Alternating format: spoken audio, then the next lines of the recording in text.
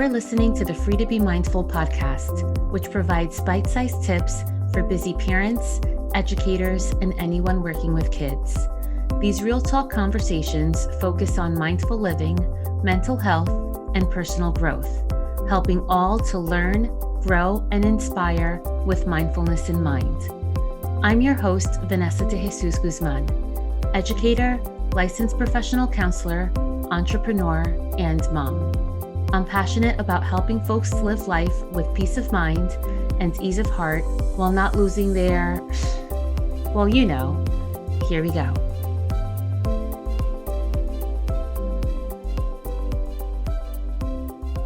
Have you ever tried to practice meditation but have no idea if it's working or even if you're doing it right? Wouldn't it be awesome if there was something to let you know when you're in the zone, to let you know to do more of that? Well, there is something that does exactly that. It's called MUSE. MUSE is a brain sensing headband that helps you find more calm, sharper focus, and better sleep. It does this by measuring your brain waves and lets you know exactly when you're in a meditative state. It's an awesome tool for kids and for adults alike. You can get 15% off any MUSE product by clicking the link in the show notes below. Check them out at choosemuse.com. And again, don't forget to use that link for 15% discount at checkout. Hi, and welcome back. I hope that you're feeling good, looking good, and doing better in this world than you were yesterday. So the day that this podcast is being released in the United States, we are celebrating Father's Day. So first and foremost, happy Father's Day to all of those who take the role, whether you be a biological father or not. So I say that the Free to Be Mindful podcast is for parents, caregivers, and educators, and anyone who works with kids. And this one in specific is for those who identify as a father or are in a father role or a caregiver role. So if you have anyone who you feel would benefit from this podcast, be sure that you share it with them, whether it be sharing the link on my website or whether it be subscribing, rating, and reviewing on iTunes or your favorite listening platform so that others can find and see that it may be a good fit for them. So, on the topic of fatherhood. Now, there may be some families, some listeners who have grown up without a father figure in mind. And I just want to acknowledge that and also state that sometimes it's not our biological fathers that take that role, but perhaps other folks in our lives who may take on that father figure or just a general caregiver role. So this is meant for anyone, really. But sometimes there is or seems to be a gender difference when we're talking about moms and dads. And something that really stands out to me is moms seem to take care of their kids. But sometimes when folks talk about dads, they say, oh, you're babysitting your kids.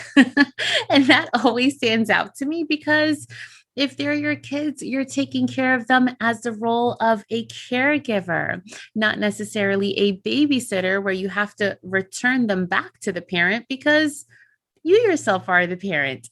So that's something that really sticks out to me when discussing the role of fatherhood. It seems that with the gender difference of moms and dads, sometimes it seems that many have different expectations of what moms do and of what dads do. And it's really important for our kids who are more and more becoming not only more self-aware, but more socially aware that we can be different from the other caregiver. However, it's just as important for both caregivers, regardless of gender that they identify with, for both to show as much love and care as possible. It's super important for our kids to realize that both parents love them, regardless of what gender they identify with. So as caregivers, we know Our kids do not come with a manual. We've spoken about that before. And even if they did, it really wouldn't work for all because our kids' personalities are different and our personalities are different. But there are some things that we should really keep in mind. The first for everyone is cherish the time that you have with your kids.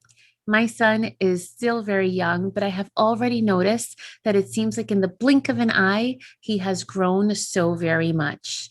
So, really take advantage of the time when they're young, because before you know it, they'll be driving and driving you crazy in other ways. Also, especially if you identify as a father or as a father figure, it can really help your family if you don't look at things as mom duties and dad duties, but instead have shared responsibilities. Now, maybe there are responsibilities that mom prefers to do, and maybe there are shared responsibilities that dad prefers to do or prefers not to do.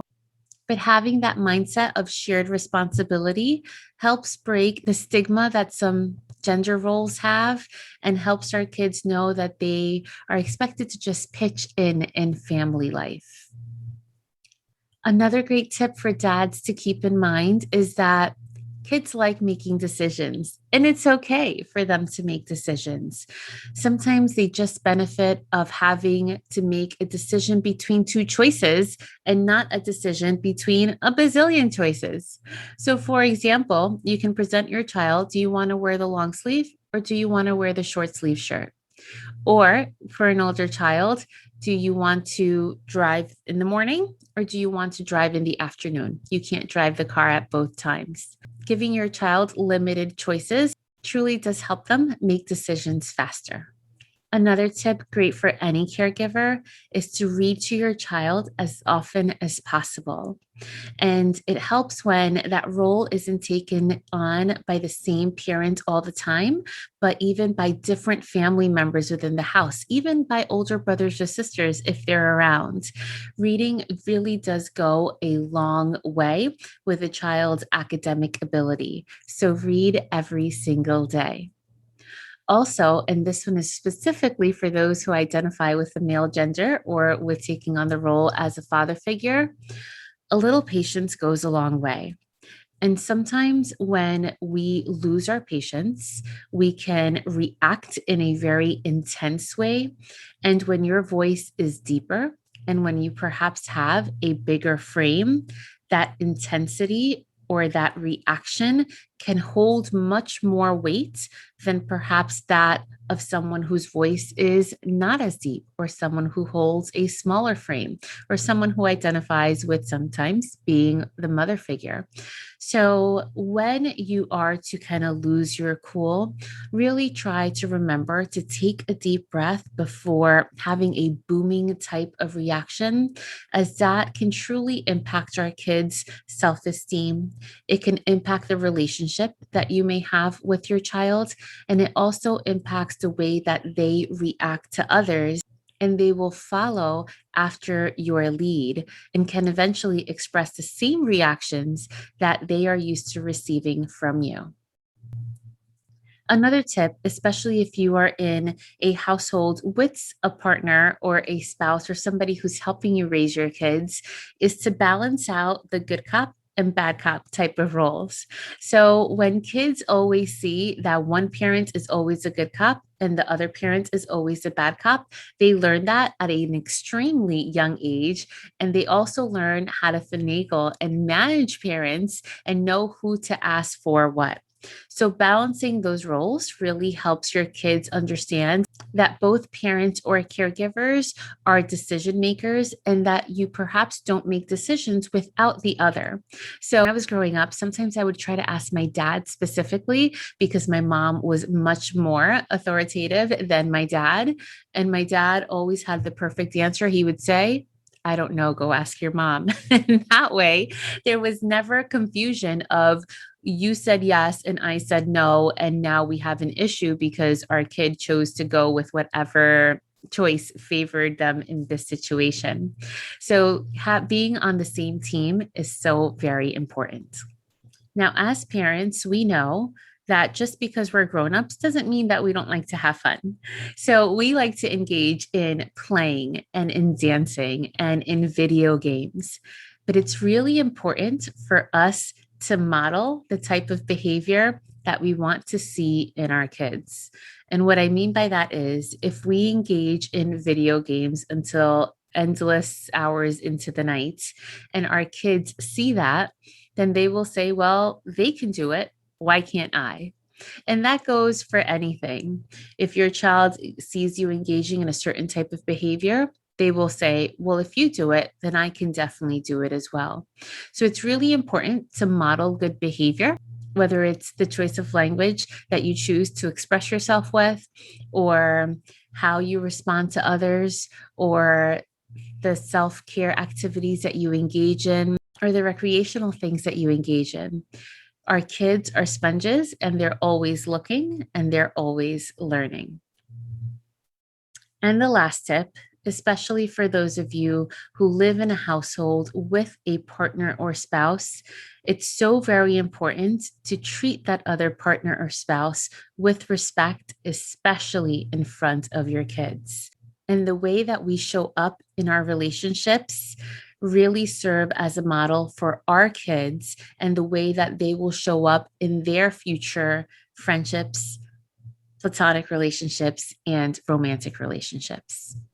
In my work as a therapist, I work with a lot of families who are transitioning from going to a two-parent household to a one-parent household.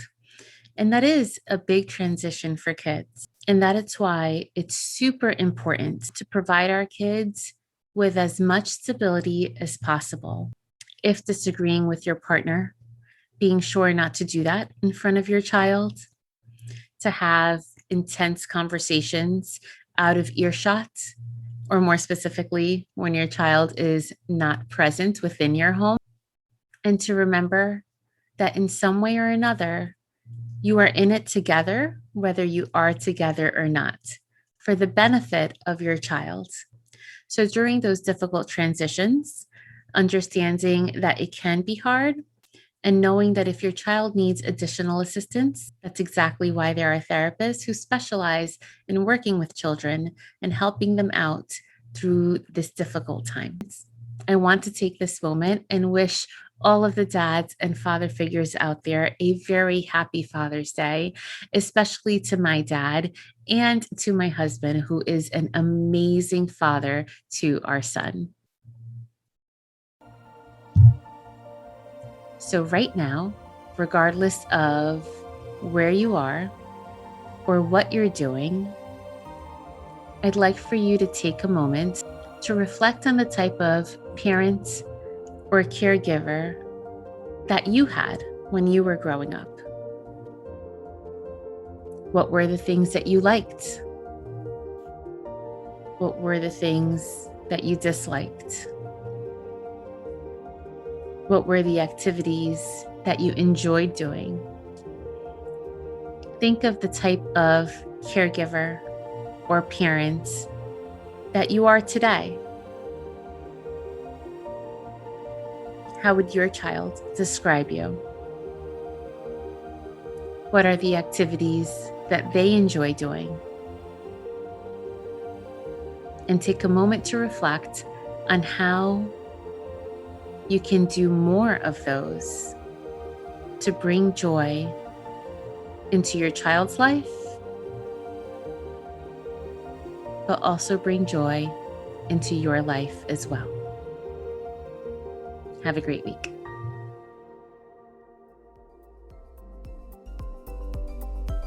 I hope you enjoyed this week's show. It would mean a ton if you took this moment to review the Free to Be Mindful podcast on the platform you catch your favorite shows. That quick and easy act lets me know what you enjoy, and it helps others find the podcast too. And of course, don't forget to subscribe so you can listen along next week. In the meantime, I welcome you to catch me on social media at Counselor V de Jesus. And as always, remember, in a world where you are free to be anything that you want to be, you are always free to be mindful. Catch you next week.